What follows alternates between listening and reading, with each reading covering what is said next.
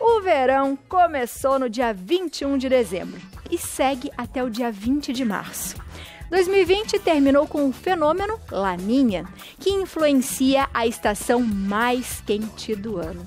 Para a gente saber o que a gente pode esperar do verão e quais serão as características dele nas diferentes regiões do país, eu converso agora via Skype com o meteorologista e pesquisador do Instituto Nacional de Pesquisas Espaciais, Manuel Gam. Manuel, seja bem-vindo ao nosso Santa Receita. Obrigado. Boa tarde para você, para todos os espectadores. Boa tarde, querido Manuel. A gente sabe que o Brasil é um país enorme, né? E o verão, nos diversos estados e diversas cidades do Brasil, ele sempre é diferente. Por que isso acontece? Bom, isso porque nós, como você falou, o Brasil é muito grande, e a gente tem regiões tropical, região subtropical, e o sul do Brasil atua como os sistemas que atuam das latitudes médias. Então nós temos regimes diferentes climáticos em toda a região do Brasil, né? Então isso dificulta um pouco em termos de previsão climática, previsão do tempo, porque são características diferentes em cada região. E conta para mim, o que explica essas temperaturas altas no verão? Bom, o verão, né, é a estação quando o Sol ele fica no hemisfério sul, tá? Quer dizer, ele fica no hemisfério, por exemplo, quando é verão no hemisfério norte, o Sol fica no hemisfério norte. Quando é verão aqui no hemisfério sul, ele fica no hemisfério sul, onde você tem maior radiação solar incidente na superfície, né, na Terra, na atmosfera. Então isso faz com que você aqueça o solo, a atmosfera, né, o ar. E se você tiver muita umidade, como é o caso nosso aqui nessa minha região amazônica, né, que tem muita umidade, você acaba formando muitas nuvens, né, e com isso muitas chuvas, né? Isso que eu queria chegar, nessa parte, Manuel. Quando a gente fala, começou o ano, dezembro, janeiro, a gente fica muito preocupado com chuva. Geralmente nas regiões que a gente já sabe que chove muito e que acontecem muitos desastres, né? Como que vai ser o nosso verão esse ano? Vai ter muita chuva? O verão em si, aqui na maior parte da região tropical, da América do Sul, a gente tem um regime que a gente chama de monção. Você tem um verão chuvoso e um inverno seco. Tá? Isso é bem característico na região amazônica, na região centro-oeste e sudeste do Brasil. Tá? Então, só que de ano a ano a gente tem as diferenças. Tem uns anos que chovem mais do que o normal, mais do que seria a climatologia, e tem anos que chovem menos que a climatologia. Então, isso daí dá uma diferença na precipitação. Então a gente vê, às vezes também nós passamos por períodos, né? Não necessariamente o verão todo seja mais chuvoso, seja mais seco.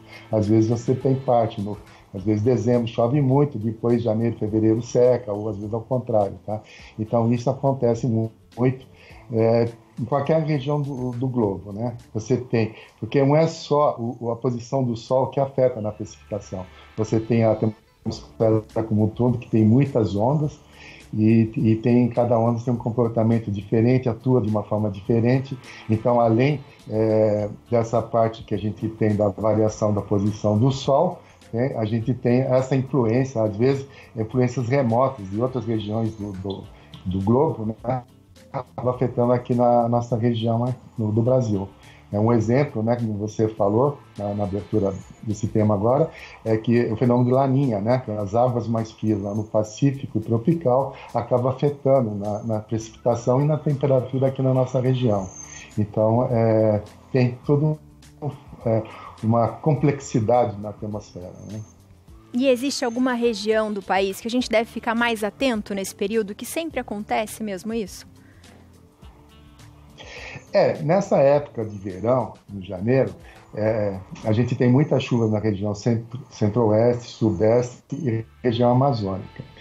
Na região centro-oeste e sudeste, muitas vezes se forma o pessoal fala aquele corredor de umidade, né, que fica alguns dias com muita nebulosidade, chuva, que é devido à aproximação de uma frente fria, a frente fria interage com as nuvens, né, aqui no continente, e com isso daí ela cria uma faixa de nebulosidade que vai da Amazônia, passa pela região centro-oeste e sudeste.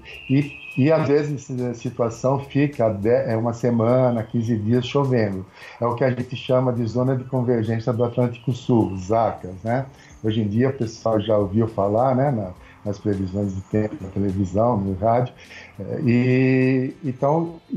Tem situações em que, devido a influências de outras ondas atmosféricas que vêm lá da Indonésia, né, do Pacífico, você tem situações que essa zona de convergência do Atlântico Sul fica mais intensa e chove muito mais.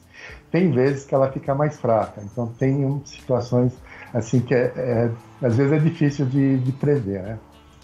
Muito bom. Manuel, muito obrigada por falar um pouquinho pra gente, explicar um pouquinho pra gente desse estudo que vocês fazem todos os dias. Lembrando as pessoas que estão em casa, né? Se elas moram numa cidade que de repente geralmente chove muito nessa época, dá para entrar também no site de vocês e ter essas informações de precipitações de chuva, de acúmulo, não é?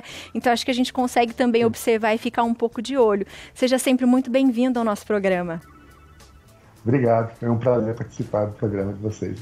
Eu que agradeço. Então, você aí de casa, fica esperto, viu, minha gente? Se está vendo que está tendo a chuva, fica atento onde você mora, tenta observar se aquele dia vai chover mais ou não. Entre no site também, que é o cptec.imp.br.